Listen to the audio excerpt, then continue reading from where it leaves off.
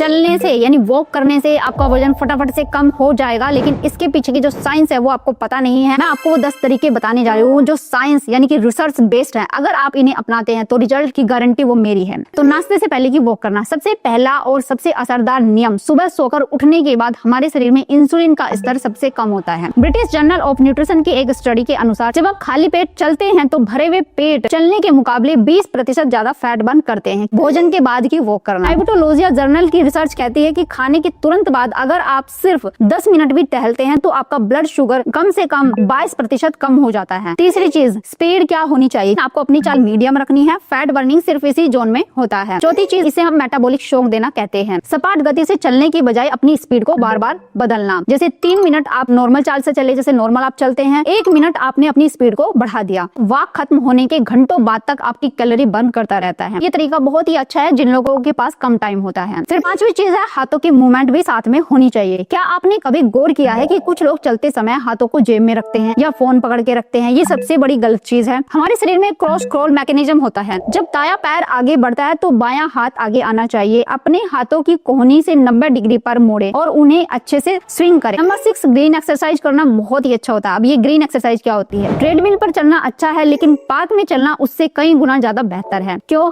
इसे बायोफिलिया इफेक्ट कहते हैं। एनवायरमेंटल साइंस एंड टेक्नोलॉजी में पब्लिश एक रिपोर्ट बताती है जब हम प्रकृति यानी कि पेड़ पौधों के बीच चलते हैं तो हमारा कोर्टिसोल स्ट्रेस हार्मोन जो है वो तेजी से गिरता है। नंबर 7, छोटी छोटी सैर करना। साइंस ये कहती है कि क्यूमुलेटिव इफेक्ट काम करता है। दिन में 3 बार 10-10 मिनट 20-20 मिनट के लिए चलना एक बार में 30 मिनट चलने जितना ही फायदेमंद है। Number 8, add resistance. समतल जमीन को छोड़कर कभी कभी आप चढ़ाई जैसे सीढ़ियों का इस्तेमाल करना या जैसे हिल्स होती है, पहाड़ियां होती है, उनके ऊपर चढ़ना। अगर आप इस तरीके से वॉक करते हैं यानी कि ग्रेविटी के खिलाफ ऊपर जाने से आपके शरीर के सबसे बड़े मसल्स यानी कि ग्लूट्स और थाई एक्टिव हो जाते हैं। नंबर 9 है, अपने कदमों को ट्रैक करें। थोड़े थोड़े यानी कि छोटे स्टेप से शुरू करना है। जैसे कि आप एक दिन में 3000 कदम चल सकते हैं और फिर आपको अगले दिन या तीसरे दिन 3500 कदम चल सकते हैं, अगले दिन 4000 चल सकते हैं। ऐसा करने से भी आपको बॉडी में काफी चेंजेस नजर आएंगे और तेजी से आप अपना फैट बर्न भी कर सकते हैं और अपनी बॉडी में काफी हद तक सुधार ला सकते हैं। Number 10, extra weight. अपनी पीठ पर एक बैग टांग ले जिसमें थोड़ा सा वेट होना चाहिए। 5 से 10 किलो वजन बढ़ाने से आपकी कैलोरी बर्निंग जो प्रोसेस है वो 10 से 20% बढ़ जाती है। मैं आपको बहुत ही सिंपल सा 3 स्टेप का रूटीन दे रही हूँ जिसे आप कल से शुरू कर सकते हैं। मॉर्निंग में उठते ही बिना चाय कॉफी पिए 20 या 30 मिनट की नेचर वॉक के लिए आपको निकल जाना है। लंच या डिनर के ठीक बाद आपको कम से कम 20 मिनट की स्लो वॉक जरूर करनी चाहिए। हफ्ते में एक दिन किसी ऊंची जगह पर जैसे पार्क में जाकर के किसी ऊंची जगह पे आप चढ़ सकते हैं। 30 या 45 मिनट की लंबी वॉक भी जरूर करें। ये हफ्ते में 1 या 2 बार आप कर सकते हैं।